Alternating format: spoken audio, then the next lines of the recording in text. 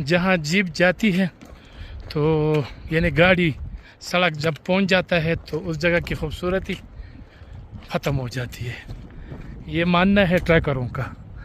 और हमारे ट्रैकरों का जो उस्ताद है प्रोफेसर अजरुद्दीन, बहुत ही गुस्सा होते हैं उस पर। वो कहते हैं कि जहाँ भी जीप जाएगी लोग जाएंगे, पैदल जाए लेकिन ट्रैक ना बनाए, जीप ट्रैक ना बनाए, पैदल ट्रैक ठीक है।